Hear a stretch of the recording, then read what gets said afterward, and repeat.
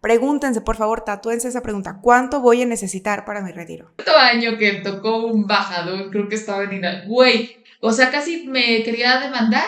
A veces pensamos que si nuestro vecino puede estrenar carro cada cierto tiempo, pues ¿por qué no? Si vivimos en la misma colonia. Vive ahorita, hereda en vida, ese tipo de cosas, pues también se me hace agradable.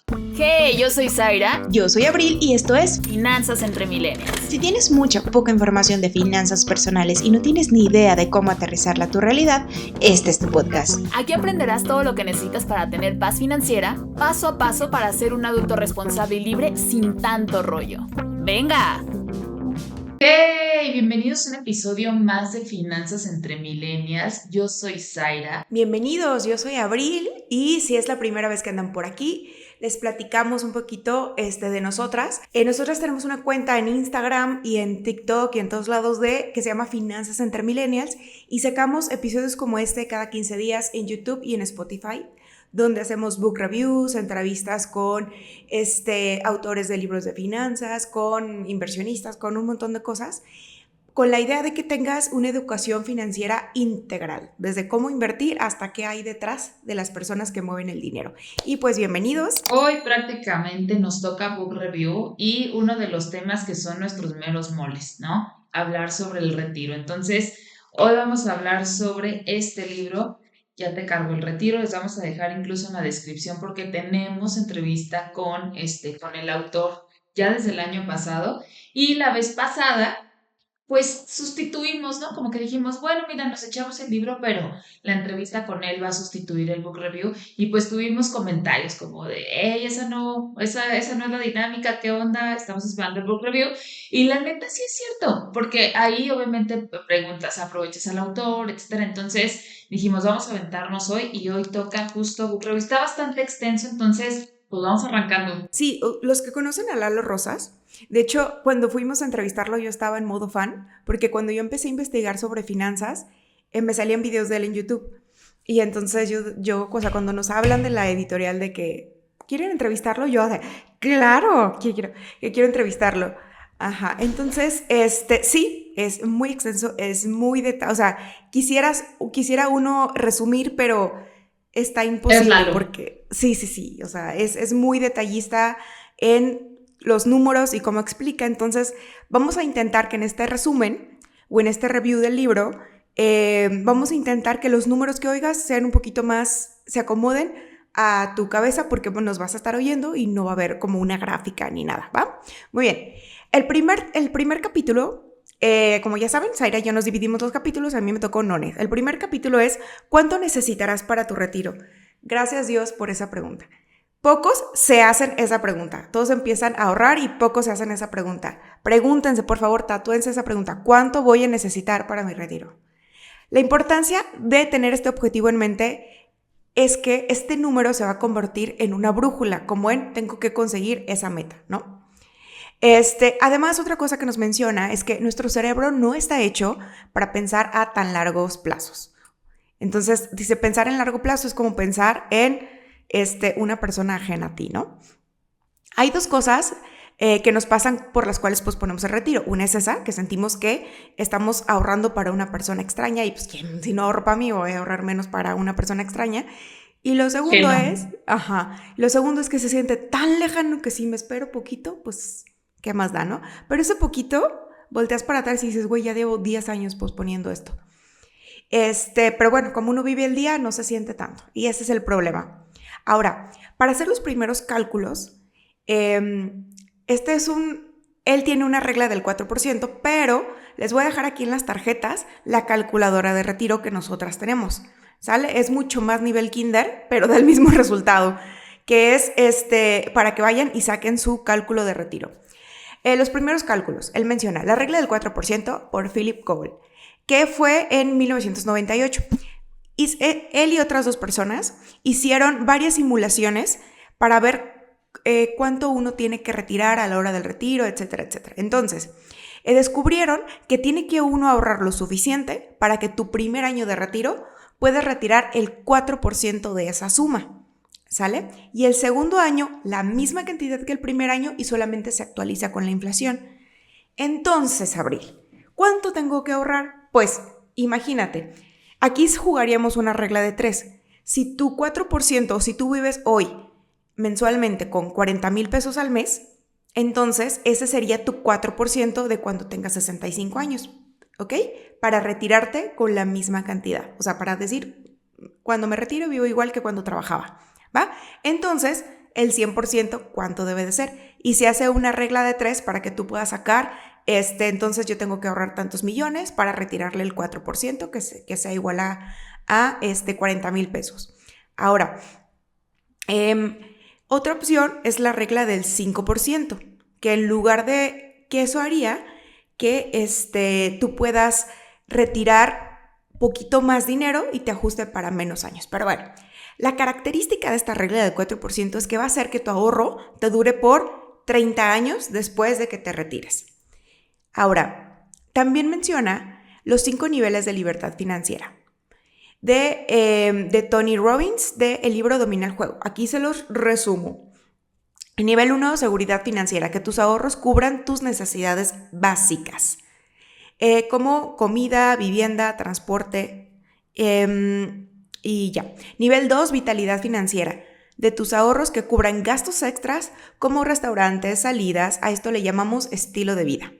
Nivel 3, independencia financiera, que tus ahorros cubran lujos ocasionales como la compra de una casa o un auto. No solo el pago, sino las aportaciones mensuales, que uno pudiera decir, ok, tengo suficiente dinero para, este año saco un carro y puedo pagar las mensualidades.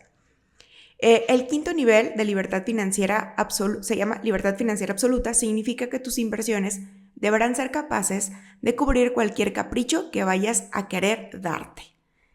Muchos ya no los damos ahorita sin tener libertad financiera, pero la idea es que salgan de tus inversiones. Y bueno, otra cosa que se me hace importante que menciona es que crecimos con la idea de que jubilarte es a los 65 años. Dice, pero pues solo es una forma de jubilarte, no tiene que ser a esa edad. Y bueno, viendo tu meta tan grande, es importante mencionar que el dinero a juntar no tiene que ser todo de tu esfuerzo o de tu aportación. Ahí es donde tiene la importancia del interés compuesto. Menciona el ejemplo incluso de una persona que le quedan 40 años para su jubilación. Imagínate 25 años y se quiere jubilar a los 65, ahorrando 10,000 pesos anuales actualizados con la inflación. Por cada peso que obtiene, 78 centavos vienen de inversiones y 22 centavos solo de su capital, solo por el interés compuesto. Entonces, eso es como que la regla que nos menciona, y si les vamos a poner aquí la calculadora para que sea mucho más fácil entenderle. Pero cuando agarran el libro, aquí te lleva paso a paso, y no sé si te pasó a ti, pero yo tengo un montón de notitas haciendo los cálculos a ver si me cuadran. Ajá. Sí, o sea, yo creo, Abril, ahorita que nos compartes esto, este book review, hay book reviews que a lo mejor pueden sustituir el libro. Normalmente cuando a mí me gusta mucho les digo, no lo sustituye. Este es un libro que la neta no sustituye el book review porque necesitan ver las gráficas, necesitan ir llenando cada quien. Es muy numérico. Sí, te puede dar una guía bastante atractiva y de hecho yo creo que es muy bueno para cualquier persona que quiera clavarse bien con el tema de su retiro, calcularlo bien desde ahorita. Es un muy buen libro y también para los que nos dedicamos a esto, ¿sabes? Para poder orientar mejor, también. Siguiente, capítulo 2, se llama Primeros Pasos. A la par de reducir nuestros gastos, también debemos asegurarnos de que disfrutamos el dinero o más específicamente la vida. Es buscar el balance. Y la verdad es que sí, o sea, aquí el punto es, muchas veces las personas se están quejando que no alcanza o lo que sea, ¿no? Entonces, una de las cosas que él propone es, a ver, vamos clavándonos un poquito en cómo están tus finanzas el día de hoy para poder reducir gastos y esa diferencia de reducción va a ser la que le vamos a empezar a aportar a esta meta para el retiro. Entonces, aquí empieza con vamos viendo entonces una estructura de finanzas que va a ser ver tal cual los gastos, cómo están hoy, para poder destinar el ahorro del mañana, ¿no? Que el ahorro pues arranca en este momento, pero con este propósito de gastarlo después. Entonces, el primer paso que sabemos que nunca nos debemos de saltar y muchos me quieren negociar seguido es el del presupuesto, ¿no? El presupuesto es básico de básicos, o sea, la neta, no te lo puedes saltar. Entonces aquí él propone que conocer tu presupuesto es justamente para ver en dónde vamos a ir reduciendo, ¿no? Y él dice, identifica dónde se va tu dinero para poder dejarlo de hacer en el futuro sin esta cuestión de juzgar. O sea, él propone mucho que leas este libro con curiosidad, porque por sí solo, pues da miedito, la neta, y da flojera y dan ciertas cosas, pero si quieres ver tus números con curiosidad, vamos a poder detectar, y no es para juzgar tus gastos, es para saber que puedas decir si quieres seguir gastando en eso. Es movernos a un hábito de gasto consciente, lo cual me gusta mucho. ¿Por qué? Pues porque la neta ahorita todavía no estás, o la mayoría, no está en el nivel de libertad financiera, ¿no? Entonces, si queremos llegar a ese punto, vamos a tener que clavarnos en números actuales y vamos a tener que soltar cosas y agarrar otras. Entonces, con esos gastos conscientes, tú decides en qué si quieres gastar y dices, lo pago y no me importa, ¿va? Y en otras cosas, lo cual para ti a lo mejor no es tan importante, es ahí en donde vamos a tener que hacer los ajustes, ¿va? Entonces, también habla él, por ejemplo, que si vives con pareja, etcétera, tienes que hacer las cuentas. Entonces, hazlo como lo harías con un videojuego, ¿no? Nada más que aquí las cartas o un juego de mesa. Las cartas, en lugar de ser, no sé, una baraja o lo que sea, van a ser los estados de cuenta, pero que prepares el ambiente. ¿Te fijas, Abril, cómo muchos autores recomiendan justo lo que tú y yo también decimos, ¿no? Prepara el ambiente. Es muy importante, sí. Sí, porque si nada más es, hablemos de números, pues güey, está de flojera, ¿no? O sea, la neta, somos raros los que nos gusta este rollo. ¿Sabes qué? Cada vez que hacemos book reviews o detectamos, o sea, que queremos dar consejos, no puedo evitar ir a nuestro book review de hábitos atómicos, que es como justo, si tienes que hacer algo que te parece pesado, hílalo con algo que te guste mucho. O sea, tu bebida favorita, o sea, hazlo ameno para que tu cerebro no ponga resistencia a hacer cuentas. Sí, lo haces más fácil, lo haces mucho más fácil. Y él tal cual, o sea, propone eso, ¿no? Que involucres a los miembros de tu familia, etcétera, para saber cómo entre todos, sí, tal cual como si fuera un juego de mesa. Se me hizo divertida la propuesta. Después, el famoso págate a ti primero, que esto no es nada más que ahorrar para tus metas financieras, ¿no? Entonces, en este caso nos estamos enfocando a lo mejor en retiro y en otras cosas, pero es eso, o sea, si te pagas a ti primero y empezamos a destinar este porcentaje, esta cantidad, es justo para ti, pero a veces lo que decía, ¿no? Se siente ajeno, se siente lejano, entonces mejor me chingo todo ahorita. Y esto también se trata mucho de lograr esta parte del balance entre gastar consciente, gastar sin culpa y estar ahorrando a la vez, ¿no? O sea, eso es lo que prácticamente nos propone. Y luego nos habla que en el mundo de la productividad existe la ley de Parkinson, que es No es la enfermedad, ¿eh? no, no, no, no, no. Si tú dices, la siguiente semana tengo que terminar X trabajo, X tarea, X lo que sea, ese tiempo, todo ese tiempo te va a llevar a hacerlo, ¿no? Y de verdad yo lo un chingo con los libros. Siempre nos damos tiempo y pregúntenle a Abril cuándo lo estoy terminando, en el último momento, ¿no? O sea, la última semana o cositas así, o según yo le fui aventajando y sí, pero me tomó todo ese tiempo, ¿no? Y entonces dice, si lo adaptamos a las finanzas, la ley de Parkinson sería como tus gastos se adaptan a lo que va a entrar a tu bolsillo. Y les voy a poner un ejemplo que una vez me llamó la atención y dije, wow, sí es cierto.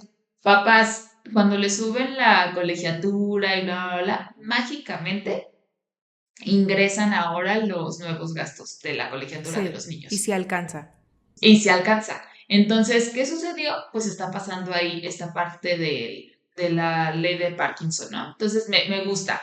Y después propone la regla de las 2X de Ramit Sethi, espero haberlo dicho bien, que dice que si tú quieres comprar algo, pues prácticamente tienes que valorarlo para que si te quieres comprar, por ejemplo, un iPhone, te alcance 2 veces para la compra de eso, ¿no? Entonces, y también aparte lo pasamos por un filtro en el cual en tu lecho de muerte pregúntate, si yo estuviera hoy neta, me arrepentiría de no haberme comprado el iPhone, lo que sea, ¿no? O no, si la respuesta no es no, entonces no es una prioridad. Si la respuesta es sí, por ejemplo, y da el ejemplo de un viaje familiar. sí, probablemente sí me arrepentiría de no haber llevado a mis hijos chiquitos a X viaje. Ok, entonces tu prioridad, entre tus prioridades para gastar, métele opciones y cantidades a esos viajes familiares. Y a lo mejor a cosas electrónicas, bla, bla, bla, pues pueden esperar, no te la puedes llevar más leve. Entonces, comparando estos dos filtros que sugiere Lalo, como que pasemos estas dos, el que nos dice Rabbit Seti, que es tal cual, pasa que puedas pagarlo doble y aparte pásalo, pues creo que sí nos da un buen margen de qué tanto quiero gastar y qué tanto no. ¿No? ¿Cómo ves este capítulo? ¿Sabes que siempre estaba acordándome que yo no me acordaba que este consejo era de Ramit Sethi, pensé que era de Lalo. Entonces, pero me encantó. Después de que lo leímos hace un año, esto ha marcado muchísimas decisiones financieras de mi vida. O sea, cada vez que tenemos que hacer algo o está indecisivo, le pregunto a mi esposo, a ver, en nuestro lecho de muerte, ¿nos arrepentiríamos de no haber hecho este viaje o haber hecho este gasto? No, ok, puede esperar. Entonces, no, sí, la neta sí, hay que darle, ¿sabes? Entonces, la verdad es que cuando pones tus decisiones financieras bajo este juicio, es como, se vuelve no tan emocional, no tan de falta de autocontrol y se vuelve un poquito más consciente. Y eso es lo que se me hizo padre de este capítulo, ¿no? Esta conciencia que te la baja a tus gastos. Tal cual así. Siguiente. Muy bien. El famosísimo y evitativo fondo de emergencias. Capítulo 3, fondo de emergencias, el primer paso a la libertad financiera. Y se los vamos a decir hasta el cansancio para que cuando lo necesiten digan, me lo dijeron, me lo dijeron. Pero bueno, ¿qué es el fondo de emergencias? El fondo de emergencias es el nivel 0 en la escala de libertad financiera. Un fondo de emergencias va a ser ese dinero que no podemos gastar, pero que tampoco podemos destinar a inversiones o al pago de deudas o a prestarle a familiares o al ahorro para el retiro. O sea, entonces, ¿qué es? Pues yo y Zaira lo explicamos como los cimientos de tu casa. Van a sostener tu patrimonio, pero no puede ser usado para nada más que para sostener tu patrimonio. Entonces, aunque el objetivo principal es ahorrar para el retiro, menciona Lalo, brincar directamente sería como correr un maratón sin aún haber aprendido a caminar. O sea, te vas a caer, hijo, y te va a doler. Entonces, de no tener el fondo de emergencias, cualquier emergencia podía entorpecer nuestro camino hacia la libertad financiera. Imagínense que ustedes van en chinga ahorrando para su retiro, ya llevan 5 años, están pero bien motivados, están haciendo todo bien y no tienen fondo de emergencias, no tienen seguro y apendicitis. Y estoy siendo amable porque yo sé que todos salimos bien del apendicitis o la mayoría. O un tumorcito por ahí de esos benignos que te sacan 300,000 pesos en el hospital de un día para otro. Entonces, ahí se va. Entonces, ya lo puse en su imaginación, ya les di ansiedad, puedo continuar. También hace una pequeña reflexión sobre cómo los familiares y amigos no son fondo de emergencias. O sea, tu papá no es tu fondo de emergencias, tu pareja no es tu fondo de emergencias, tu negocio no es tu fondo de emergencias. Que nos hacemos conscientes de que cuando nosotros le pedimos prestado al hermano que le va bien, al primo que le va bien, al papá que parece que todo lo tiene resuelto, o al amigo, estamos también entorpeciendo sus propios planes financieros porque nos prestaron, pues. Y pues que es prestado, hijos, no es regalado, hay que devolverlo. Y eso es egoísta. Uh-huh. ¿Cómo ahorrar para el fondo de emergencias? Créanme que ahorrar para el fondo de emergencias es muy poco sexy, como diría Zaira, pero aquí tiene una estrategia que para empezar, Zaira y yo le cambiamos el nombre. Le ponemos fondo de paz y ya estamos viendo que muchas personas le están llamando fondo de paz. Pero bueno, aquí lo que menciona Lalo es que tengas una capacidad de ahorro.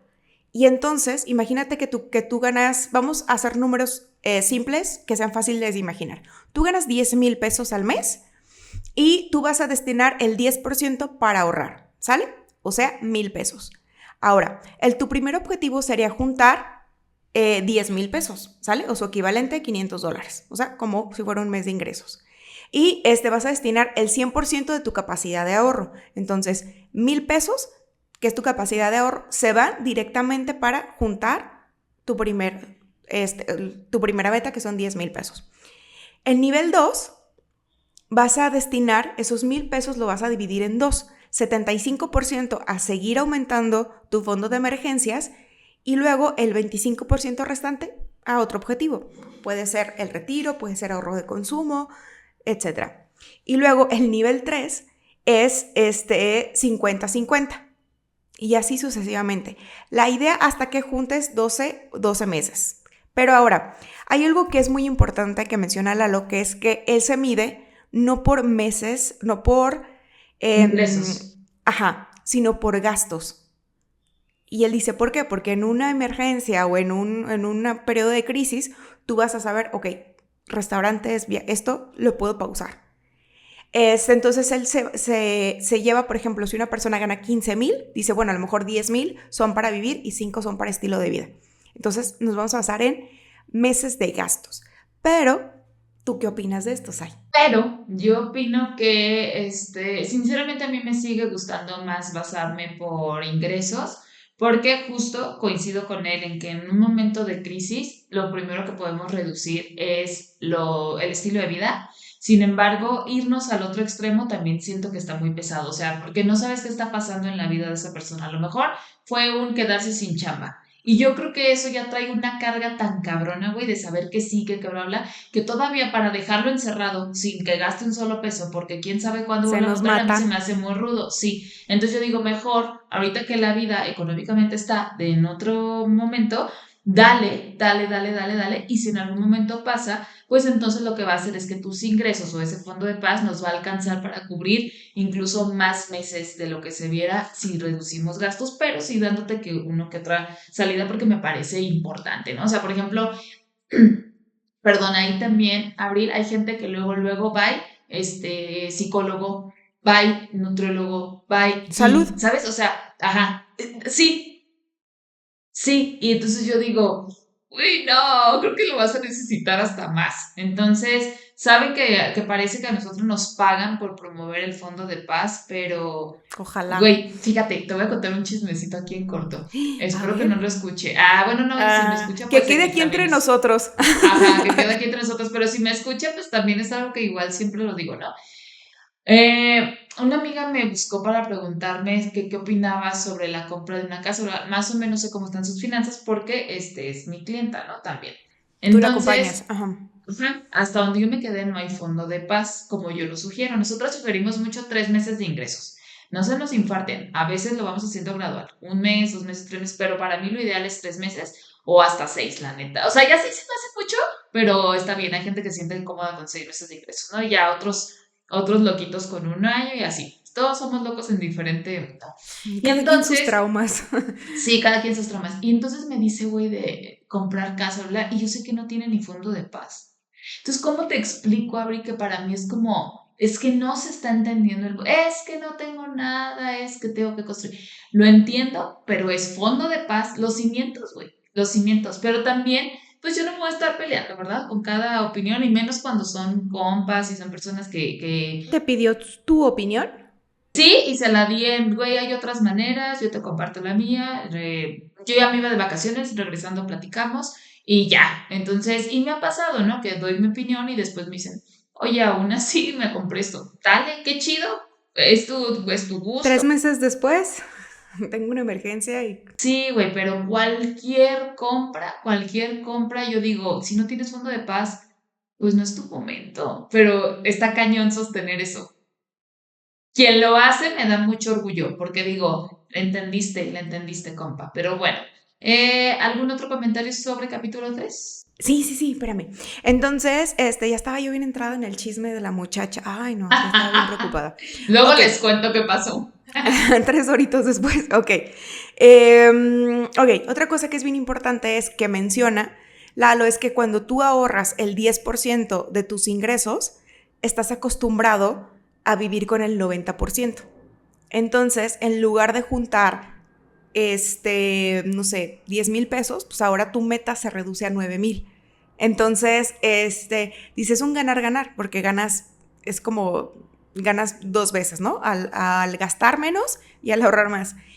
Su opinión. Yo igual yo diría, no, quiero tenerlo de holgura para chingármelo. Pero bueno, ok. Otra cosa que es bien importante es un fondo de emergencias no sustituye los seguros. Zaire y yo les llamamos al conjunto de fondo de emergencias y seguros amortiguadores financieros.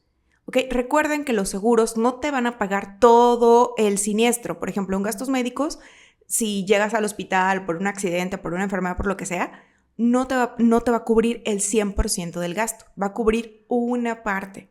Entonces, hay que contemplar en tu fondo de emergencias el deducible, coaseguros, posibles gastos complementarios, etcétera, etcétera. ¿Sale? Entonces, que lo contemples. También menciona de cuatro seguros esenciales que yo coincido casi. El seguro de vida, sí. El seguro de gastos médicos mayores, sí. El seguro de auto, sí. El seguro de casa, yo creo que sí, también. El seguro de casa yo también lo haría. Tenemos muy poca cultura de asegurar las casas y es muy barato. Entonces, yo también lo haría porque incluso se pueden asegurar casas, aunque no sea tuya, aunque la estés rentando, por el contenido que hay dentro, ¿no? Si te roban o lo que sea, esperemos que nunca necesites cobrarlo. Ese seguro, los seguros son esos instrumentos financieros que uno espera nunca usarlos. Muy bien. Y por último, ya para terminar este capítulo, habla de que tengas un plan de emergencias. Entonces, que es básicamente que tengas una lista de aquellos gastos que puedes recortar en caso de una emergencia, como suscripciones, por ejemplo, si me corren del trabajo o lo que sea, puedo dejar de ver Netflix y no pasa nada, o así que hagas como un plan B. Hay personas que viven como en ciudades que son propensas a desastres naturales. Por ejemplo, en un área de Texas, siempre tienen un sótano porque como que le encantan los tornados vivir ahí. Entonces, en el sótano siempre tienen como un kit de supervivencia. Así como de que si pasa un tornado, todos nos ponemos abajo de la tierra y tenemos para vivir, ¿sabe cuántos días? Ajá. Y lo tienen ahí. Entonces, es como un plan de emergencias donde tú escribes, a lo mejor no va a llegar un tornado, no te tienes que esconder, pero dices, bueno, tengo una hoja la hago una vez, mi lista de plan de emergencias, donde recorto esto, me quedo con esto, puedo vivir con esta cantidad al mes, y la guardas, y no tienes que tocarla. A lo mejor la renuevas cada año, porque tu estilo de vida puede inflarse. Pero bueno, eso es, el plan de emergencias. Siguiente. Perfecto. Capítulo 4. Paga tus deudas. El segundo paso a tu libertad financiera. El peor enemigo de nuestras finanzas son los intereses que nos cobran las deudas. Y aquí me gusta porque, ojo con esto, no es que si tienes una deuda estratégica, bien planeada y la estás pagando a tiempo, la puedes sostener sin problema, ¿no? Meses sin interés, etcétera. Nada más que sí tenemos que tener cuidado, Abril, de no abusar del término y de no abusar de pasar rápido la tarjeta, ¿no? Porque nosotras tenemos una tablita que agregamos en la sesión de presupuesto que se llama control de deudas. Esa tablita ha sido muy reveladora, Abril, porque cuando van sumando de 200 en 200, 500, bla, bla, bla, a la madre, como que debo 5,000 pesos y es como de, sí, ¿no? Entonces está muy cañón como a veces nada más no tenemos consciente el número. Entonces la intención es, hay que ver si esos 5,000 pesos entran en un porcentaje de deuda sano para ti. Recordemos mucho el concepto de finanzas personales, ¿no? Hay quien o sea, 5,000 pesos no es lo mismo para ti que para mí, ¿no? O sea, depende mucho, ya está, vente el libro, depende mucho de nuestros ingresos, depende mucho de todo esto, ¿no? Entonces él sugiere esto. ¿Por qué la importancia de pagar deudas y a la vez estar creando el fondo de paz, o sea, simultáneo? Porque lo ideal es justamente ir poniendo como los cimientos, ¿no? Y entonces él nos sugiere también los porcentajes que tú ya lo mencionaste. Y en la deuda dice que si tienes un crédito automotriz, un crédito personal o lo que sea, pues aún así, aunque tú le quieras nada más estar invirtiendo, no pagar las deudas, te va a salir más caro. Y eso me gustó, ese concepto me gusta mucho. O sea, de repente podemos creer que hacemos como una buena jugada, entre comillas, ¿no? De, ¿sabes qué? Voy a deber todo un iPad y me pongo a invertir. Pues no le vas a ganar al interés que te está cobrando. Entonces, el chiste es mejor manténlo sano o mantente en cero, dependiendo cómo seas, y ya de ahí nos ponemos pero no sustituye que ya le estés haciendo el fondo de paz. Entonces, ahí nos sugiere también como esta estrategia que tú nos ibas diciendo para saber qué necesita más, ¿no? Que le eches al fondo de paz o que le metas a tus deudas, pero sin, o sea, se me hace interesante, por eso les digo que sí necesitan ver el libro para adaptarlo a cómo lo iría haciendo cada quien. Y por ejemplo, cada que te aumenten el sueldo, algún bono, todos estos ingresos como extras que llegan, él dice que lo ideal sería que el 50% de estos aumentos de sueldo deben irse a modo ahorro y la otra mitad es en mejorar la calidad de vida. Entonces, ¿qué es lo que hacemos cuando se nos sube el sueldo, cuando se suben los ingresos? Luego ya el 100% se va y te adaptas ahora a los nuevos y casi todo, si lo analizamos, es estilo de vida, ¿sabes? O sea, se infla estilo de vida, pero no se infla. Entonces, me gusta que proponga que de esa cantidad, el 50 se vaya a ahorro y el 50 de todas maneras está subiendo tu estilo de vida, pero controlado. O sea, Lalo propone mucho como esta planeación antes de hacer los cambios. Y con la deuda no es No es la excepción, sí, claro. exactamente, también lo recalca y eso me gusta, ¿no? Y nos hablaba del crédito hipotecario, mantenerlo, pues sí, lo más probable es que sí lo mantengas. De todas maneras, volvemos a lo mismo, depende mucho de la situación y dice, analiza y nos da las tablas. Prácticamente es lo que quisiera yo decir de este capítulo. ¿Tú quisieras agregarle algo a este? Fíjate que, por ejemplo, cuando hay un incremento en nuestro ingreso, ya sea por un bono, por un aumento de sueldo, o porque el promedio de nuestros ingresos variables, si tenemos un negocio, aumentó, a lo mejor también, y no tuvieras deudas, podrías darle la mitad al fondo de paz, aumentar el fondo de paz. Entonces, o sea, yo pienso que es importante esto. Y también yo creo que destinar qué deudas vale la pena mantener y qué deudas vale la pena quitar, ¿no? Que te estorban, ¿no? O sea, que te estorban. De hecho, ahorita que dices también, él habla de cómo pagar tus deudas más rápido y nos da también las tablitas, ¿no? Que sería la del método avalancha, que es la de tasas de interés, te hace ejemplos. Incluso si andan clavados en el tema de deudas, vayan a ver el episodio pasado porque tenemos plantilla y nos clavamos muy cañón en 3 métodos. Entonces, prácticamente él también habla de esto, ¿no? Incluso habla de los momentos en los que puedes pausar el crecimiento del fondo de emergencias en cuanto alcances un mes de tus gastos. Esto se me hizo interesante. O sea, es como, ok, ya que alcanzas un mes, te puedes dar como un tiempo de break, entre comillas, y darle como que solamente a la deuda, ¿no? Entonces, pero jamás te menciona, no te preocupes, no tienes fondo de paz, no pasa nada, métele solo a tus deudas, no. Y en la vida real, mucha gente hace eso, ¿no? O sea, lo que hemos platicado de, ya que liquiden mis deudas, empiezo a ahorrar. No, neta, no va a suceder. Entonces, pero bueno.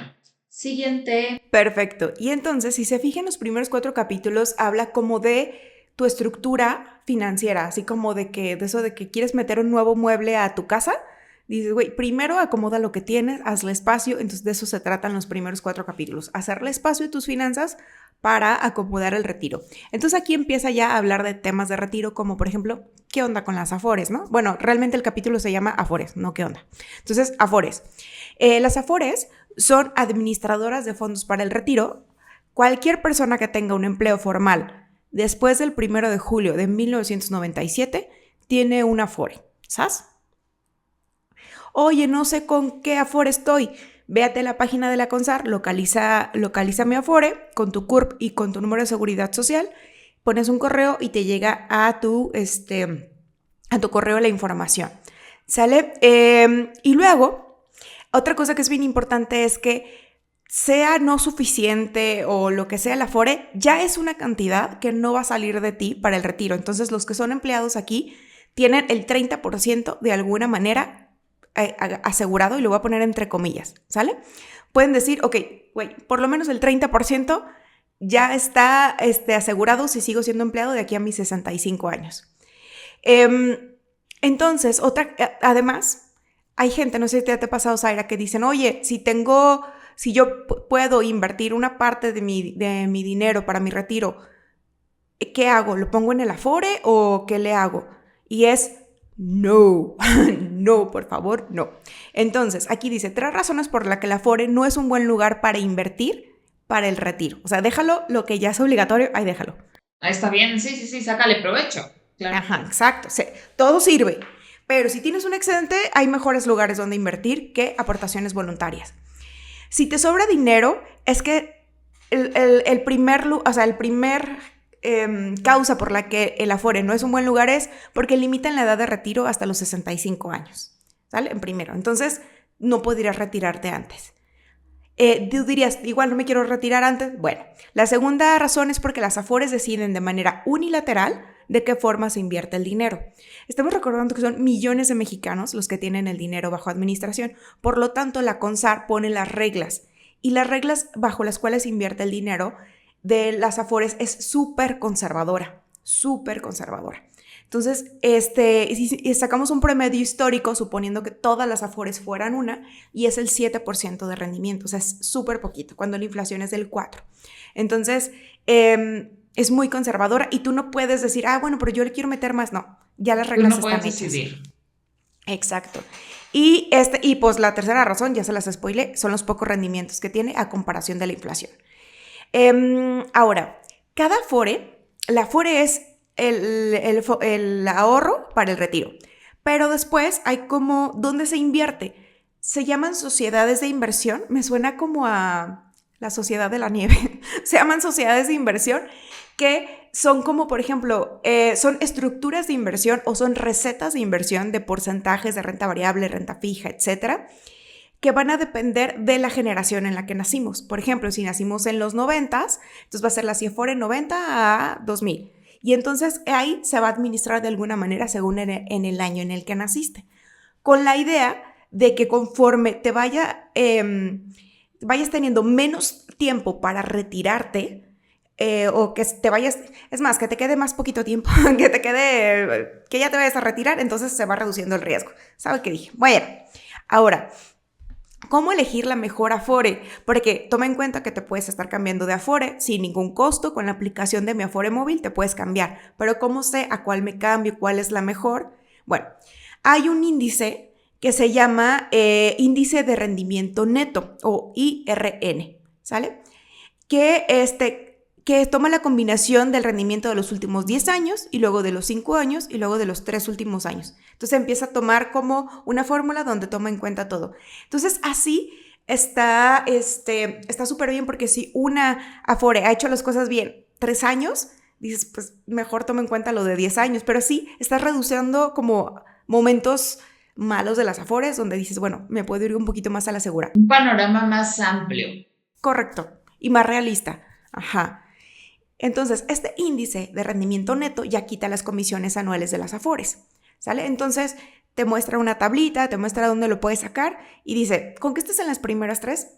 Entre las primeras 3 es suficiente, ¿sale? Entonces, también hay otro índice, IDEO, que es el índice de desempeño operativo, pero dice, mira, te explico que existe, pero realmente no es tan importante porque toma en cuenta como cuántas, contratos se hicieron nuevos, etcétera. Dice que son cosas que no te sirven para decidir si es la mejor para ti. Sí, que a ti que, ¿no? Exactamente, a ti que. Otra cosa que menciona es que tengas mucho cuidado con que tu empleador te haya registrado con un sueldo menor al que estás registrado. Y esto es muy común. Yo creo que yo tengo, de mis amigos, yo creo que un 30% ha de estar registrado con un sueldo menor. Ajá. ¿Por qué? Porque dicen, bueno, me dan el efectivo, me lo dan aparte, lo que sea, pero no está tan padre. Bueno, uno dice, ay, ¿qué tiene? Pues igual estoy gastando, igual me están dando lo que me dijeron. El tema es que si estás registrado con un sueldo menor o con el mínimo, también estás cotizando el mínimo para tu Afore. Entonces, en lugar de tener el 30% garantizado para tu retiro, probablemente tengas el 5 o el 10 o menos. Entonces, hay que checar eso. Si puedes demandarlos con una denuncia anónima, pero si no quieres confrontarte a eso, porque, no sé, a lo mejor tienes demasiados beneficios o te cae muy bien el patrón o lo que sea, investiga si te puedes cambiar o si te pueden registrar con tu sueldo real. ¿Sale? Ok. ¿Qué otra cosa es importante?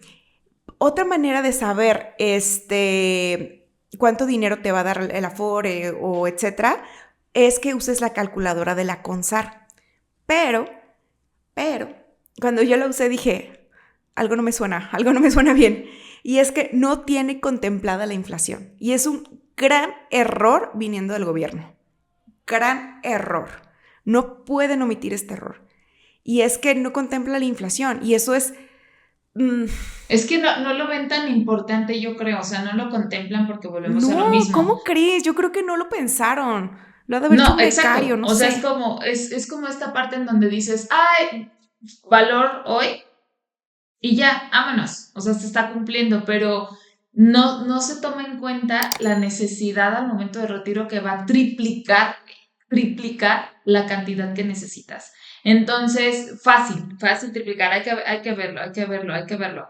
Los muy chavitos se quintuplica, o sea, es... Sí, utilizando está cañón. Sí. Utilizando, mira, por ejemplo, aquí nos dice Lalo, utilizando la inflación promedio del 4% anual durante todo el plazo, incluso si la inflación fuera del 3%, dentro de 47 años, se necesitarían 60,200 pesos para lograr el poder adquisitivo de hoy con 15,000 pesos.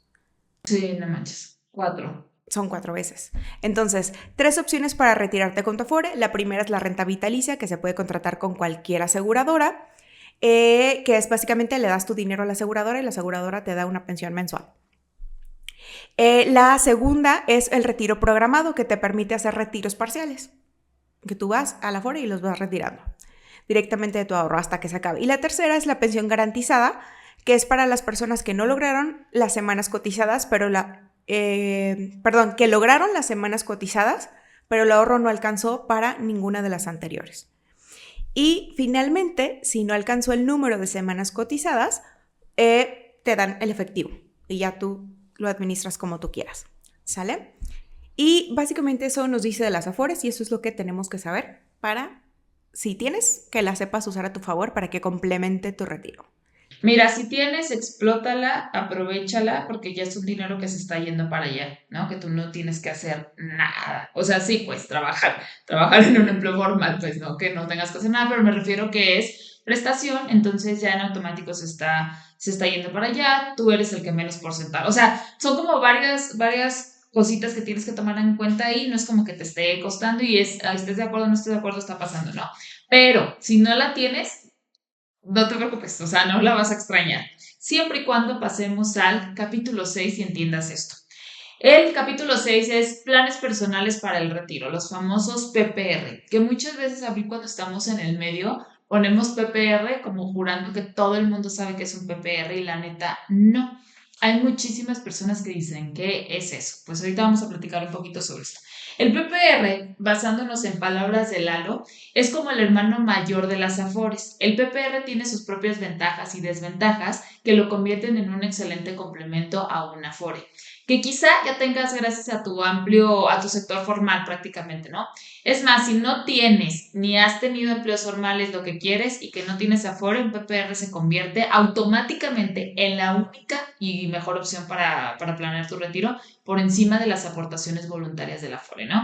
Abril ya se los había dicho, pero a mí cuando me llegan casos de estoy dando aportaciones voluntarias, así, sí, al ser voluntarias pues son extras, ¿no? De X cantidad, yo así de, ¿cómo hago la cara para, sabes? O sea, y obviamente tienes que escuchar y, ok, va, y ya terminan sí o sí moviendo ese dinero a su plan para el retiro, ¿no? Entonces, ¿qué es un PPR? Prácticamente es un plan particular que se hace con alguna institución, ¿sale? Actualmente, bajo estos números que traemos, que este libro se escribió en 2023, según yo sigue igual la tabla. Son 47 instituciones financieras las que pueden emitir un PPR. Y aquí les voy a decir algo que yo hago como una comparativa que me funciona mucho como para que se entiendan las cosas, ¿no? De repente creemos que todos los PPR son iguales. No. O sea, un PPR es un plan de retiro con una institución privada que el objetivo es el mismo. Yo, institución X, busco cuidar tu dinero prácticamente y regresártelo a una edad que pactemos, 60 o 65 años, según sea el caso, y hay instituciones que a lo mejor te van a dejar retirar antes con letras chiquitas, ¿no? Entonces, eso es un PPR. ¿Qué es lo que va a estar cambiando entre una y otra? Las condiciones con las que contratas. Bueno, hay unos que puedes aperturar desde $1, hay unos que puedes aperturar desde tal cantidad, hay unos que te piden la mensualidad más un costo de apertura y así, o sea, muchas opciones, ¿no? Unos que te van a decir conmigo no retires, conmigo sí retires, conmigo te penalizo de una manera, conmigo no puedes fallarle nunca, nunca, nunca, nunca, más te vale que siempre tengas trabajo, dinero, ingresos y no pierdes todo. Otros que te dicen, pues yo entiendo la vida, no hay pedos, si fallas de aquí a aquí no pasa nada. Entonces, todo eso y aparte en qué invierten. Entonces, en lo que nos tenemos que estar fijando justamente es entenderle al PPR que estoy conociendo. ¿Por qué? Y me gustó mucho cómo lo puso él aquí de ejemplo. Hay PPRs modo ahorro y hay PPRs modo inversión. No es lo mismo. Y mucha gente está pensando que es lo mismo. O sea, yo ya tengo mi PPR que me ofreció un ejecutivo cuando llegué al banco X, check, y ese ejecutivo en la vida lo vuelves a ver, güey. Entonces, o sea, es como de, no puedes contratar un PPR así, ¿va? Y entonces él nos habla, modo ahorrador, ¿qué es? Es ver si es un seguro, ese PPR, lo que sea, trae un seguro de vida engrapado. ¿Qué quiere decir? Que la cantidad que das, una parte se va a tu retiro y otra parte se va a tu seguro de vida. Este va más para perfiles que quieren una cantidad garantizada. Ojo, con las penalizaciones en caso de no aportar, etcétera, te permiten ahorrar normalmente en UDIs o dólares, pero ninguno de los dos es realmente una inversión. Es modo ahorro. Entonces, si nada más estás invirtiendo en dólares, que es en el tipo de cambio, o en UDIs, pues no es tanto una inversión. ¿Ah? Entonces es importante que se sepa porque a veces esto ni siquiera lo sabemos. No, y déjame comento algo, que cuando alguien ahorra y no invierte y quiere la garantía y quiere cero riesgo, acuérdense que el riesgo en inversiones paga más. Entonces, va a tener que ponerle mucho más capital al retiro. Es lo único que hay que saber. Entonces, si ahorrabas 2,000 pesos, vas a tener que ponerle a lo mejor 10,000. Así de feo. Así de feo es. Y el de modo inversión, aquí nos platica que ofrece más flexibilidad. Cada mes puedes decidir cuánto depositar a tu plan. Ojo con esto, depende de la institución, porque acuérdense que cada institución va a poner como sus reglas y elegir entre una gran variedad de inversiones, ¿va? Normalmente en los de modo ahorro abril, pues no tengo tanta opción, o sea, es en UDIs o en dólares o esto y ya. Oye, pero ¿lo puedo cambiar? No. Oye, pero ¿qué portafolios de inversión? No. Ver si nos metemos en PPR modo inversión, sí hay opciones, ¿no? Oye, quiero invertir en el S&P 500, quiero invertir en el Nasdaq, quiero invertir, no todas las instituciones lo tienen. Entonces, sí es importante como estas comparativas, ¿no? Entonces, ¿qué es importante en esta parte del PPR modo inversión? Tienes que tener asesoría, ¿no? O hay personas que a lo mejor solitos se clavan en el tema y lo pueden hacer solos, ¿eh? También se vale y también hay instituciones que te sueltan mucho. Entonces, tú al estar buscando esto, tienes que buscar cómo buscas este acompañamiento, ¿no? Lo puedes hacer solo y le entiendes, adelante. Buscas asesoría y acompañamiento, búscalo de esta manera, ¿no? Y él dice, aquí nos platica cómo el PPR o la institución te va a ayudar a definir tu perfil de riesgo, qué tanta comodidad sentirías con este riesgo asociado, tienes que empezar a entender como estas diferencias. Si México se va a la quiebra y no tiene para pagar, ¿qué pasa con las deudas, ¿no? O sea, refiriéndose a la renta fija y todo este tipo de cosas. ¿En qué nos tenemos que fijar en un PPR? En las comisiones, cuánto me va a cobrar por estármelo administrando, porque si la comisión es bastante alta, lo que sucede es que está mermando tus rendimientos. Exacto. Entonces es súper importante eso. Y también me encanta cómo dice, pues ya muchas cosas se pueden hacer digitales. Entonces puedes digitalizar muy cañón los procesos de contrato con un PPR. Y cosa importante, aquí sí tienes voz y voto. En tu Afore no. En tu Afore estás en un grupo por generación, bla, bla, o que tú hagas un análisis y tú digas, yo creo que, o yo investiga que no importa. Aquí en el PPR sí tienes voz y voto, ¿no? Para justamente hacer como lo que necesitas. ¿Qué convierte? Y es algún punto que se me hizo muy interesante de él. Aquí hace rato tú nos hablabas, podemos hacer la comparativa de rendimientos entre Afores. Y ahí decido, ¿no? Acá entre PPRs está más difícil comparar porque para empezar no todos los PPRs son iguales. Tendríamos que ahora sí que englobar a los que son PPR modo inversión y los que son PPR modo ahorro. Y te voy a decir algo. Creo que aquí, y le hablo a todos los asesores incluyéndome, ¿no? Creo que todos los asesores están vendiendo los PPR como si fueran modo inversión. Entonces el cliente tiene que ponerse, voy a leer como entre letras chiquitas, si están contratando neto en modo inversión o si están contratando nada más un modo ahorro. ¿Cómo podrían darse cuenta de esto? Y yo digo que es sencillo. Tú dime qué piensas. Si el rendimiento o el perfil o el portafolio al que le voy a meter le está ganando a la inflación y yo puedo estarme moviendo de portafolio en otro sector que me guste, bla, bla, y entiendo, güey, en qué se está invirtiendo con claridad, que si yo me voy a ese portal o que si mi agente me dice, ah, mira, estás invirtiendo en dólar, bla, bla, y yo puedo ver eso por fuera, con un dato por fuera, con una comparativa, una tabla, lo que sea por fuera, entonces estamos hablando de inversión. Si nada más yo, asesora, te puedo decir, mira, aquí este es el rendimiento, ¿lo podemos mover? No, no se puede mover. ¿Dónde puedo yo valorar ese dato? No, no lo puedes valorar en otro lado, solo con lo que yo te digo. ¿Sabes? O sea, son como cositas en donde creo que nos tenemos que Red poner más flags truchas. de una relación tóxica. ¿Sabes qué otra cosa? Yo pienso que la inversión, lo que sea que contrates, tienes que buscar que te dé arriba del 10% de rendimiento anual. Con eso, porque ahorita, ya que bajaron la tasa de referencia, está muy difícil que renta fija en fondos te dé más del 10%. Entonces hay que buscar entre un 10, 12, de ahí para arriba. Uh-huh. Sí. Y también aquí nos habla de lo atractivo que es invertir en un PPR, hablando de la ventaja fiscal.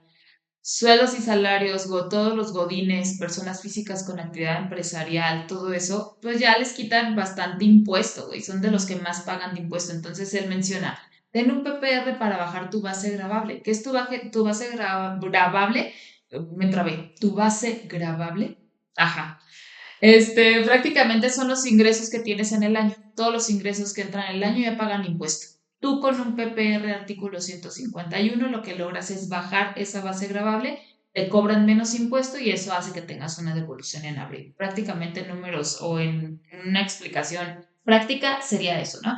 Entonces dice también, imagínate estarle ahorrando para tu retiro, estarle apartando y aparte hacer que te devuelvan impuestos y que pagues menos impuestos, pues no manches, claro que sí queremos, ¿no? Entonces, prácticamente ese es el capítulo y me gustó mucho. Trae tablitas, podemos verlo más detallado, trae opciones, entonces me gustó. Capítulo 7. ¿Cómo invertir para retirarte antes? Y entonces aquí nos habla de que él nos da la promesa de que podemos generar mejores resultados que Afore o que un PPR destinando 5 minutos al mes a nuestras inversiones. ¿Será cierto? Acompáñame a ver esta triste historia, no se crean. Dice que invertir exitosamente es entender un poco sobre los riesgos asociados a un par de inversiones y entender cómo vivirás esos riesgos. O sea, las inversiones también se viven en el estómago. Entonces se refiere a eso. Explica, bueno, hay algo importante. Dice, explica como un experto que mueve su dinero, que está constantemente como tipo, pero no es. Como eso de que trading, que es como, van a bajar las inversiones, lo muevo, van a subir las inversiones, lo subo, Y entonces, dice, como un experto va moviendo así a comparación de otro que no lo mueve y mantiene su misma inversión en el mismo fondo de inversión. Dice, al final de un tiempo, los dos tienen el mismo resultado. Dice, a esto se le conoce como suma cero. Para que haya ganadores debe haber perdedores. Les explico. En bolsa, el dinero no desaparece, solo cambia de manos. Entonces, si yo, por ejemplo, si Zaira y yo estamos invirtiendo en el mismo lugar y empieza a bajar la bolsa, es porque los inversionistas están vendiendo sus acciones. Y entonces alguien dice, híjole, alguien las está vendiendo, yo también los vendo. Y entonces empiezan a vender para no perder por diferentes situaciones y diferentes circunstancias. Entonces, al vender esas acciones, lo real es que ese dinero cambia de manos y en lugar de invertir en renta variable, se va uno a invertir en oro o a renta fija o a algunos fondos que son considerados como ¿cómo se llaman? Como de estos que son como seguros, como respaldo, como inversiones, sí, seguras, que es cuando hay incertidumbre, se van para allá el dinero. Y luego vuelven cuando sube. Total que al final del tiempo, entre las bajadas y subidas y el rendimiento, se tiene lo mismo, ¿sale? Porque simplemente cambió de manos. Algo así lo menciona. Y bueno, la ventaja de mover el dinero por ti mismo es que evitas las altas comisiones de los intermediarios financieros, que podrían reducir tu ganancia final. Y eso es cierto, pero sí implica meterte un poquito más a la bolsa. Pero él dice que no se necesita tanto. Y dice, bueno, el plan es crear un plan que puedas seguir y que después puedas administrarlo de forma pasiva con 5 minutos al mes. Y para empezar a hacer este plan, menciona la regla del 110. ¿De qué se trata? Que es restarle 110 a tu edad y el número que te resulte va a ser el porcentaje sugerido que debes de invertir en acciones, renta variable, y el resto en deuda gubernamental de tu país. Ejemplo. Yo tengo 37 años, entonces sería 110 menos 37 da 73. ¿Ok? 110 menos 37, 73. Ahora, lo que nos dice esto es que el 73% de mis inversiones deberían estar destinadas a renta variable y el 27%, que es el resto para que dé 100, debería estar destinado a renta fija. Y así con cualquier edad. A mí se me hace, yo lo pondría un poquito más agresivo. Ok, ¿cuánto? Por ejemplo, porque digo, si yo tengo 37 años, déjalo en 35, me quedan 30 años para retirarme. Perfectamente puedo meterle más, yo. Por ejemplo, mi fondo de retiro está 100% en Nasdaq, que es mucho más agresivo que el Standard & Poor's 500. ¿Una vez le has cambiado? No, y tampoco lo he visto. O sea, porque yo sé que es un fondo de inversión a largo plazo. No lo he cambiado. Simplemente se sigue invirtiendo. Fíjate que ahorita ahí nada más te quiero interrumpir. Fíjate que yo sí lo moví. Yo lo moví el año pasado cuando empezó, no sé si más bien creo que el año antepasado. No, sí, el pasado empieza, yo lo tenía en Standard & Poor's 500 y empieza máximos, ¿no?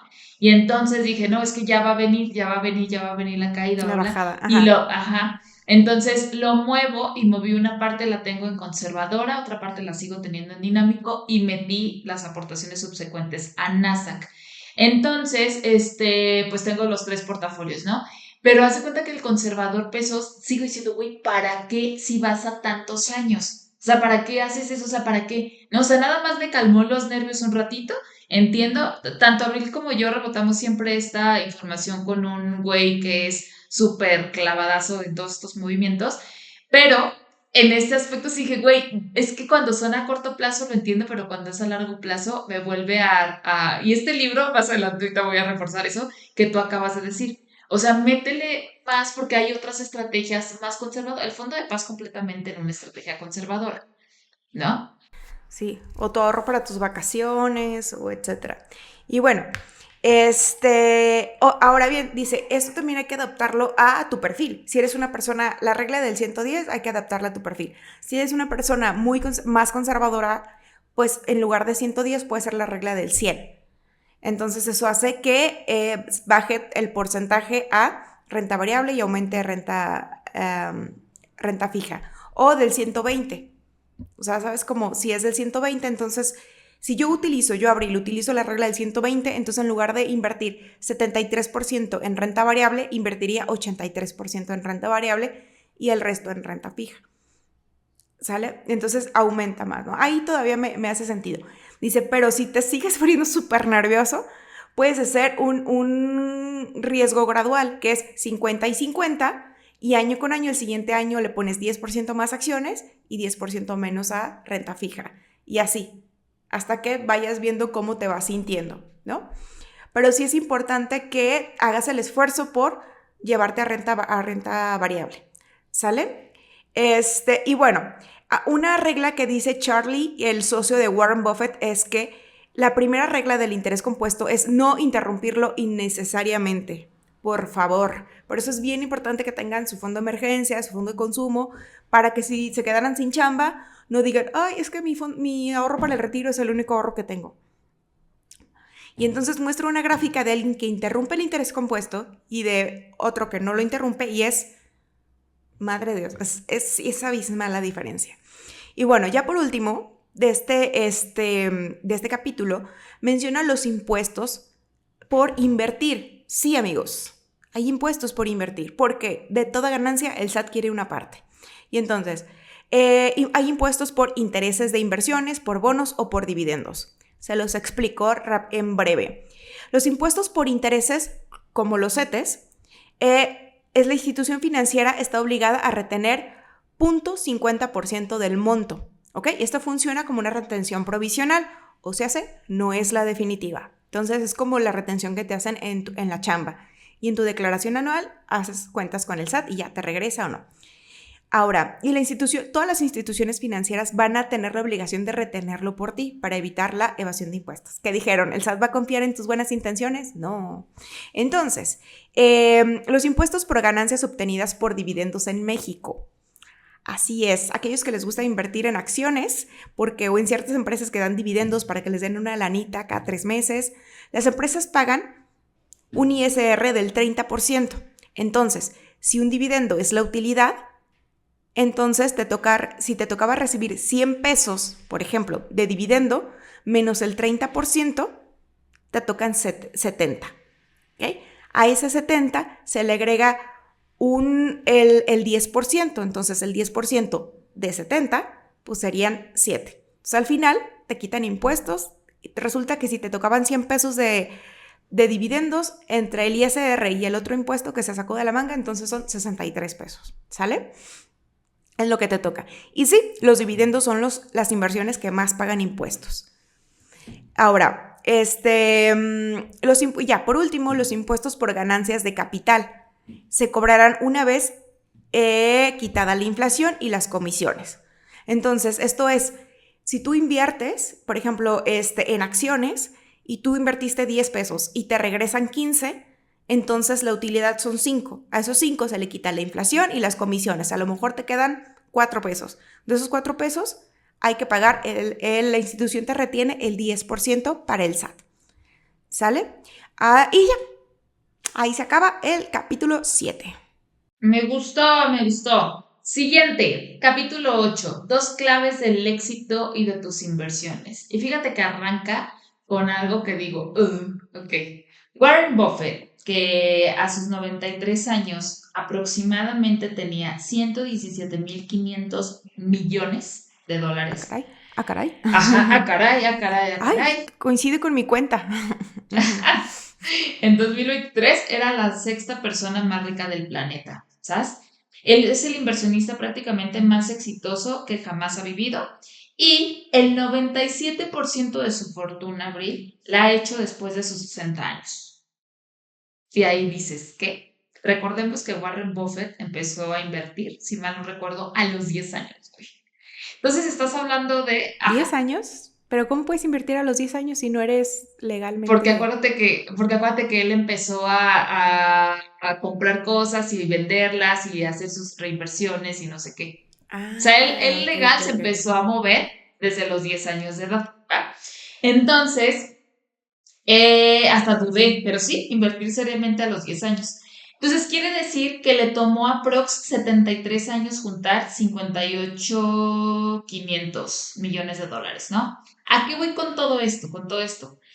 Quiere decir que entonces las inversiones, y para que podamos aplicar el interés compuesto, lo que va a necesitar es la espera. O sea, aquí prácticamente te dice, a ver, güey. Lo que nadie quiere, tiempo. Lo que nadie quiere es tiempo y lo que nadie quiere es esperar tantos años, ¿sabes? Entonces, aquí la verdad, de repente, y ahí, güey, me acuerdo mucho de un cliente una vez que al primer año, ok, muy agresivo, ¿sabes? Porque todo positivo. Pero el segundo año que tocó un bajador, creo que estaba en güey, o sea, casi me quería en el 2022. Ajá. Entonces me da risa porque todos son muy agresivos hasta que hay una minusvalía. Y ahí es en donde conoces realmente. Y hay muchos de mis clientes es de, ok, lo entiendo, está perfecto, ¿qué sigue? pues mantenernos. Y otros que no mames, ¿sabes? O Entonces, sea, te lo llevaste tú. sí, no, ¿sabes qué? Estoy pensando pausar y así, ¿sabes? O sea, una histeria. Y güey, estábamos hablando de una minusvalía de menos 1,000 pesos, o sea, pero bueno, Ay, ¿no? O no sea, cada manches. esto, sí, sí, Pues tenía invertido 2,000, que pensó que era el 50%, que sí, cositas así que dices, bueno, pero bueno, ya le van entendiendo y ya se van haciendo más aplicados, ¿no? Entonces, la clave está prácticamente justo en la espera y es en mantener la inversión lo más que se pueda. O sea, ese es el chiste. Y aquí en este me gustó mucho porque por esto te dije el ejemplo hace rato de mi portafolio, porque fíjate, una caída del Standard Poor's 500 del 14% en un solo día del 20 de febrero, perdón, en unos días del 20 de febrero al 13 de marzo, o sea, en pocos días. Y después de eso, del 13 de marzo, después de eso, al 27 de abril, hay una subida del 32%. ¿Ok? Entonces, el error de pensar que vender ahora nos puede prever de caídas peores, que si no te quedas, tampoco ves los frutos. ¿Sabes? O sea, él hablaba aquí habla de esta parte en donde, ¿por qué podemos decir con tanta certeza que en el largo plazo nuestra inversión crecerá? Porque traemos datos históricos desde 1871. Y en estos datos históricos dice, tal cual, si tú te sales, está bien, tendrías que estar cazando todo el tiempo en qué momento regresarte. Si tú te pierdes las subidas, también como los máximos, etcétera, así si te pierdes 3, si te pierdes 4, etcétera, todo eso va a ir reduciendo el porcentaje final. Entonces, la posición que él mantiene, sobre todo para estrategias de retiro, es, güey, mantente en donde te tienes que mantener. Y ya al final, y va un poco o mucho con lo que tú y yo pensamos, ya cuando nos estemos acercando a la edad, vámonos moviendo muchísimo más a recta fija. Pero sí, mientras se conservadores. Ujú. pueda, sí, conservador completamente, pero mientras se pueda, sí hay que mantenernos ahí, porque si nos estamos mueve, tienes que atinarle en qué momento va a venir ese movimiento, ¿no? Incluso también menciona aquí otro ejemplo de Navidad, déjame ver si lo veo, donde dice tal cual, fíjate, tu inversión, o sea, por ejemplo, en el 24 de diciembre venía una minusvalía de casi del 18%, ¿no? O sea, al 24 de diciembre. Después de ahí, el 31 de diciembre, el valor incluso era superior al 3 de diciembre del 2018, es decir, subió un 31%. Claro que si te hubieras quedado como con la idea de Navidad, de no saber qué hubiera pasado, etcétera, pues te quedas y a lo mejor te sales y te pierdes ese movimiento que es a los días. ¿Dónde está, entre comillas, como la trampa o lo interesante de todo esto? Es que nadie puede adivinarlo, güey. Sí puedes basarte en datos, sí puedes tener datos fundamentales, etcétera, pero aún así es como, pues tú estás esperando y qué tal que pega un día después de lo que tú prevés y ya no rendiste ese fruto. ¿Ibas a decir algo? Tiene mucho sentido la frase de Warren Buffett que dice, el que no sabe controlar sus emociones no puede controlar su dinero por este tipo de situaciones. Completamente. Y aquí, por ejemplo, dice una pregunta. ¿Hubieras sabido que el 24 de diciembre era el momento preciso?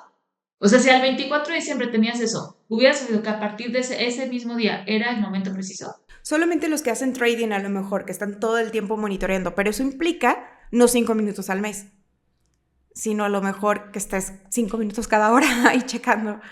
No. Y él pone, lo Es dudo. mucha dedicación. Ajá, sí, lo dudo. Es demasiada. Entonces, aquí es como que, ok, hay momentos en donde claro que nos podemos mover, etcétera, pero estarte moviendo a cada rato no es una estrategia para tu perro, ¿no?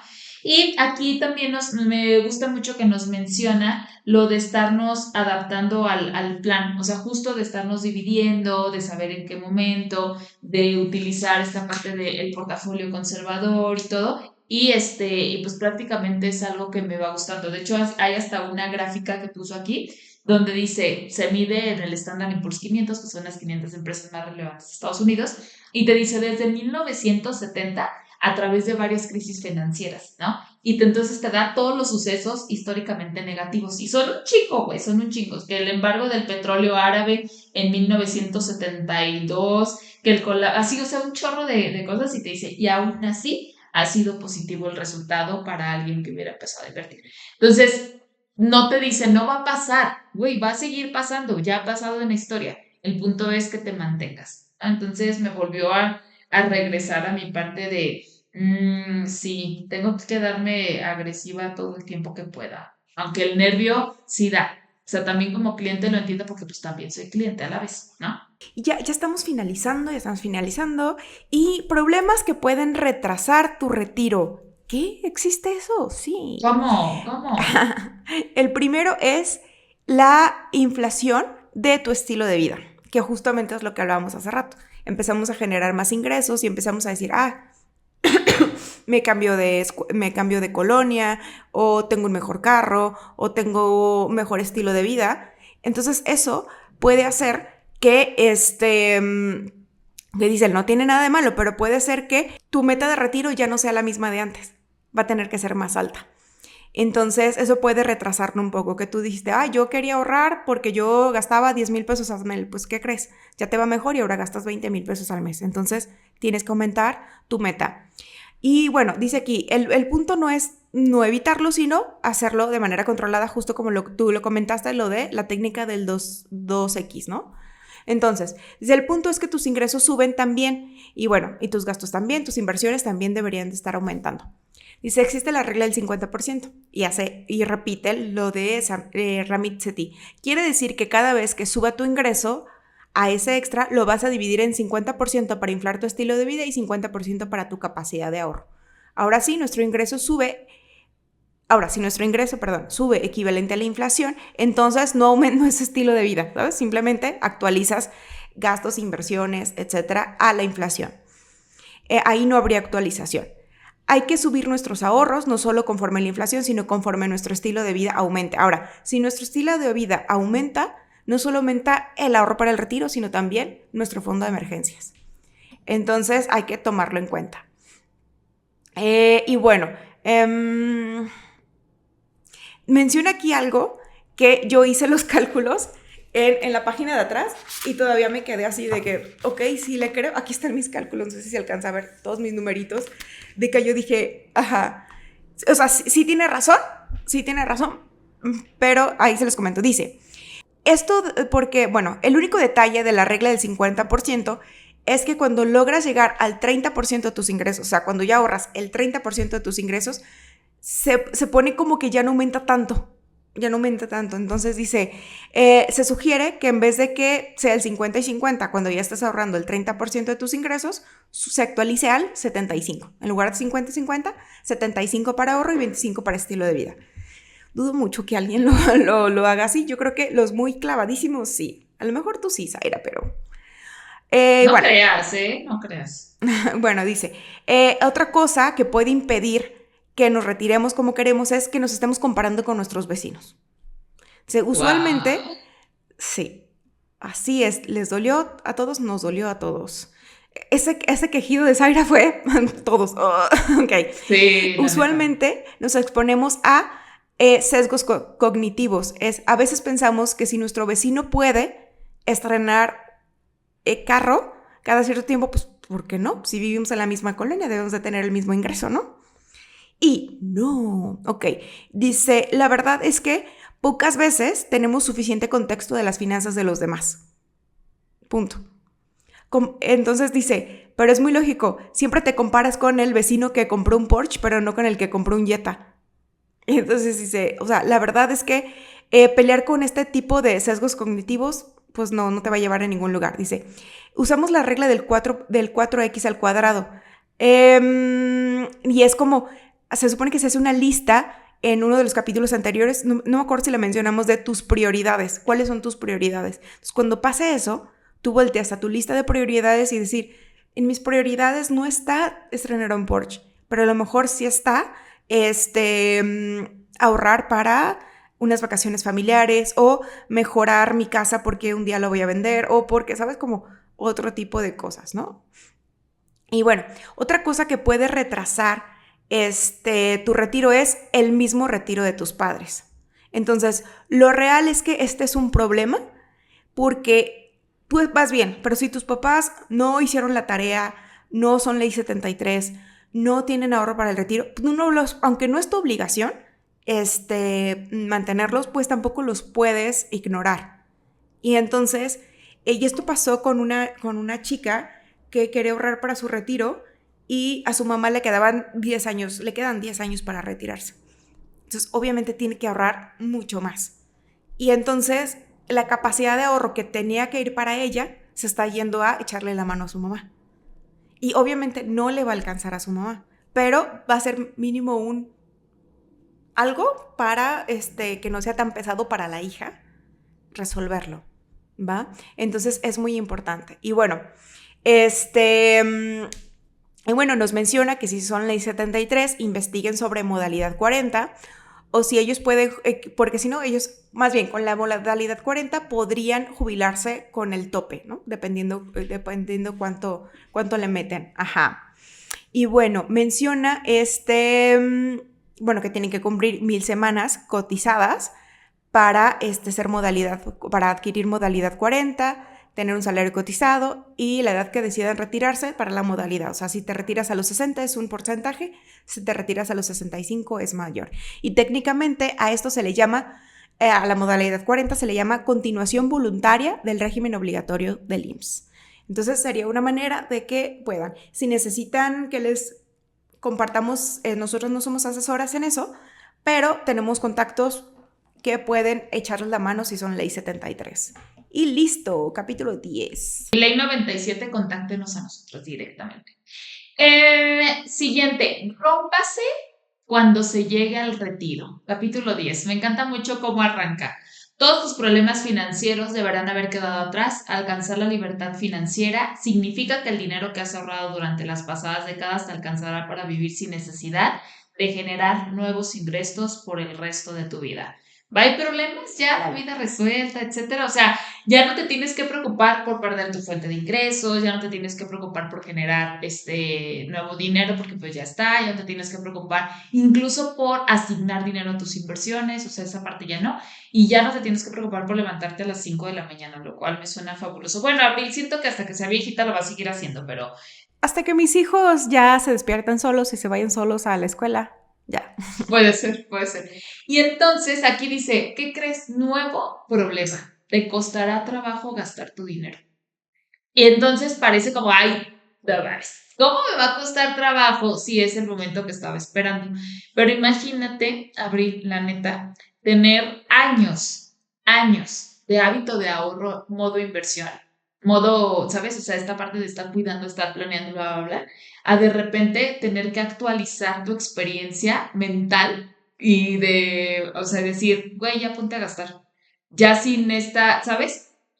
O sea, la verdad yo sí creo que sí me identifique porque ni de pedo estoy lejos, señores, de la libertad financiera actualmente. Y cuando he logrado, pues sí, y cuando he logrado cantidades que para mí así como que rompe cierto parámetro que antes tenía, lo que sea, es como, no, puede seguir siendo para patrimonio o para fondo de paz, ¿no? Y es como, güey, ¿no? Por eso la importancia que nosotras recomendamos de tener los ahorros de tu vida, ¿no? O sea, dividido entre consumo y esto para que puedas sí gastarlo, porque si no se convierte neta en no. Y aquí voy a contar una anécdota de hace poquito, una chava muy responsable, es una clienta bastante responsable con el orden de sus finanzas, se acababa de ir a Europa, etcétera, pero una angustia, Abril, porque tuvo que agarrarle y yo, pero no es para eso, no, es que, ¿sabes? Y entonces llegamos a la conclusión, se me hizo muy chido, como me dice, Sai, acabo de captar algo. ¿Y yo qué?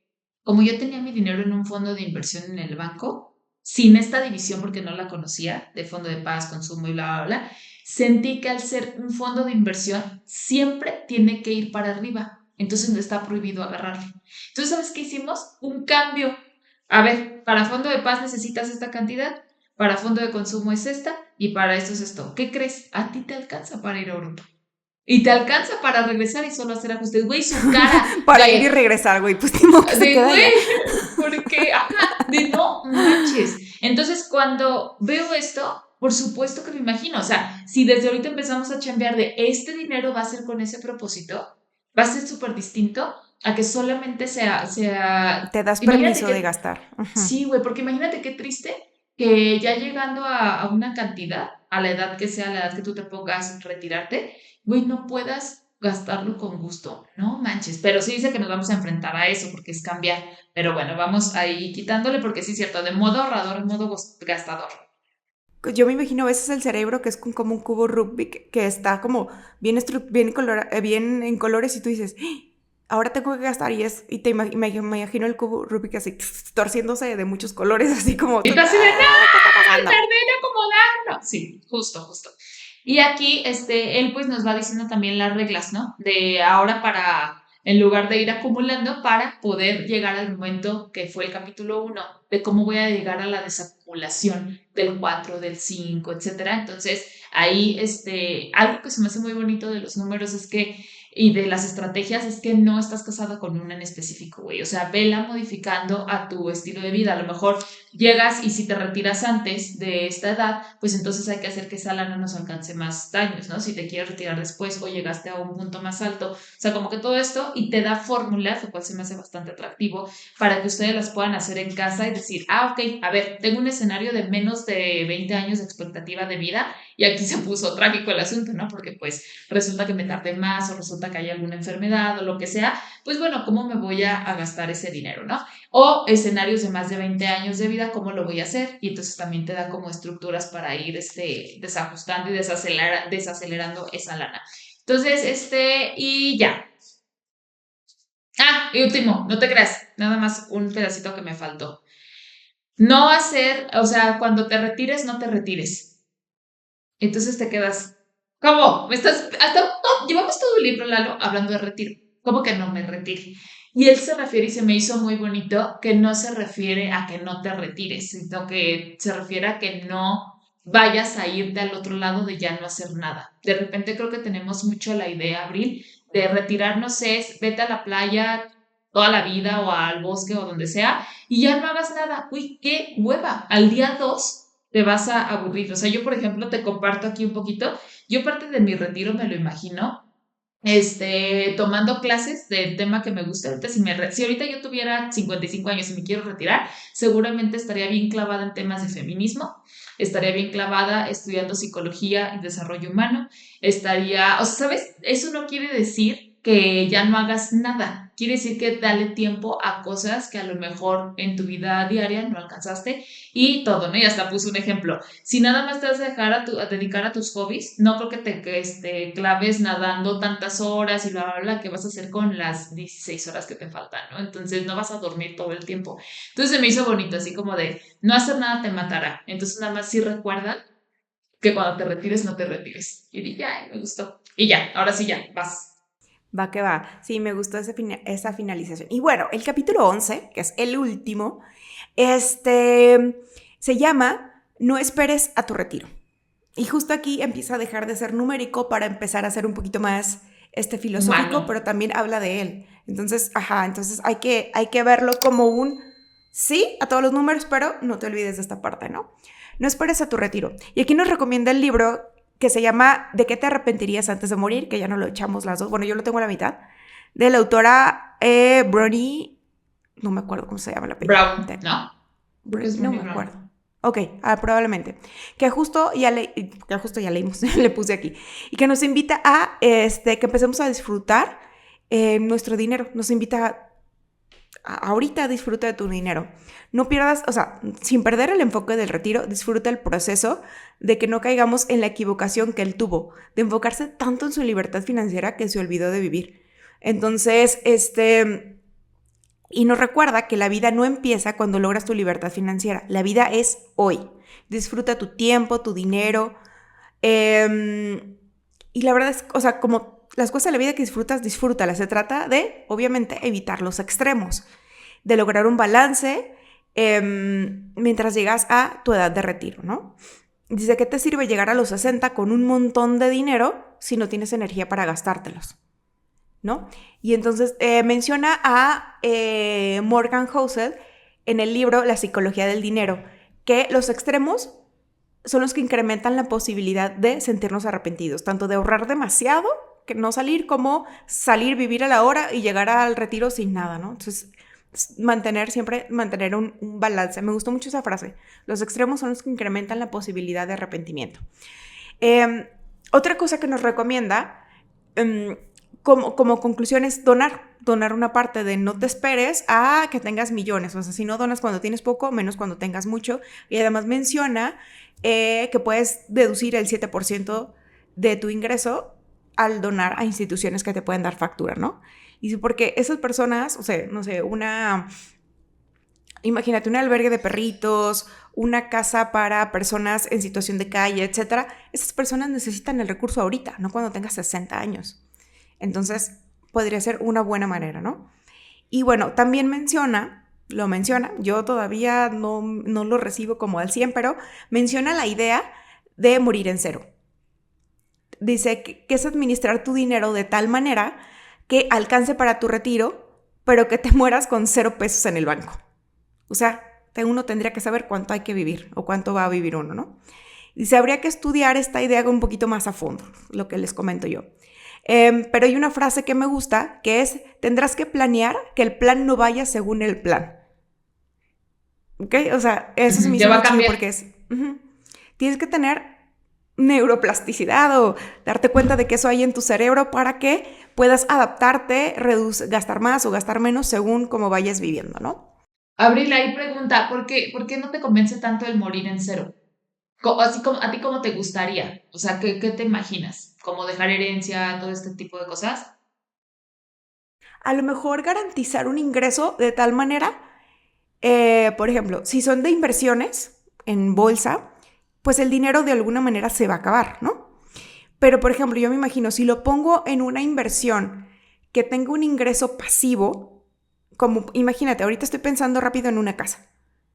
Esa casa me va a dar un ingreso mensual que me va a garantizar a lo mejor de alguna manera que llegue un ingreso mensual hasta que yo me muera, ¿no? Y luego ya se hereda. Pero es que se me hace como muy difícil de calcular morir en cero, ¿sabes? Sería estudiarlo más a fondo, pues. ¿Y tú? ¿Qué piensas de morir en cero? Fíjate que últimamente ando tomando un curso en donde en realidad sí espero disfrutar mucho, compartir mucho, darle el valor a las cosas que yo pienso, no vivir tanto como con este miedo a que se va a acabar, sino cambiarle un poquito el mindset de que el dinero es finito. Sé que sí y se contrapone y te lo juro que me están chocando mucho los cables de la cabeza, pero creo que me gustaría bien gastado y bien distribuido. Entonces probablemente no sé si en cero completamente, pero sí entiendo hacia dónde van. Entonces por eso te preguntaba, porque me interesa, no sé, no lo tengo tampoco tan aterrizado, pero me hace sentido como de, güey, vive ahorita, hereda en vida, ese tipo de cosas, pues también se me hace agradable. Entonces pues vamos viendo. Y bueno, ya para finalizar el book review, nos reitera que disfrutemos el proceso, que nos comprometemos con nuestras finanzas y no, que comprometernos con nuestras finanzas no es dejar de vivir. Hay ciertas experiencias en las que vale la pena despilfarrar un poco. Me gustó mucho. Sí, yo creo que es una guía completa para el retiro, súper ñoño, entonces agarren lo que les sirva y lo que no, adáptenlo ustedes. Fíjate que hay una parte que yo llené hace un año en donde puse mi lista de 2 prioridades para gastar sin culpa y se me hace muy bonito que un año después coincido completamente con esa lista. ¿Se Y puede sí compartir? sí hice modificaciones, o sea, sí hice modificaciones para que el año pasado y este fuera así. Entonces hay uno nada más que me anda fallando. Conciertos, no he ido a conciertos este año, pero el año pasado sí fui, pero me faltan conciertos, viajes con mi novia, viajes con mis papás, cursos de finanzas y cursos que me llamen la atención. O sea, no me quería detener por cuestiones que quiero aprender. Y a donde le iba a bajar era restaurantes y ropa. No se logró, eso sí lo tengo que confesar, que me sigue bajando salir a comer, como bla, bla. Pero logré hacer ajustes y creo que está chido porque va muy alineado a lo que a ti te importa. Yo, por ejemplo, te lo he dicho, a mí una bolsa de marca me vale 3 kilos de madre. Entonces, prefiero yo otras cosas. Y las marcas en sí, la neta, me valen. Pues me No te valen. importan tanto, ajá. Entonces está chido como ir mezclándole cositas. Y me he tragado mis palabras porque, por ejemplo, sí me hice muy fan de Apple. Y eso no era antes, ahora sí. Pero está chido, gran libro, se los recomendamos. Déjenos aquí sus comentarios, compartan si ya lo leyeron, qué les pareció, etiqueten también a Eduardo Rosas, etiquétenos allá a nosotras. Y pues nada, gracias por escucharnos una vez más y bye bye. Bye, hasta la próxima.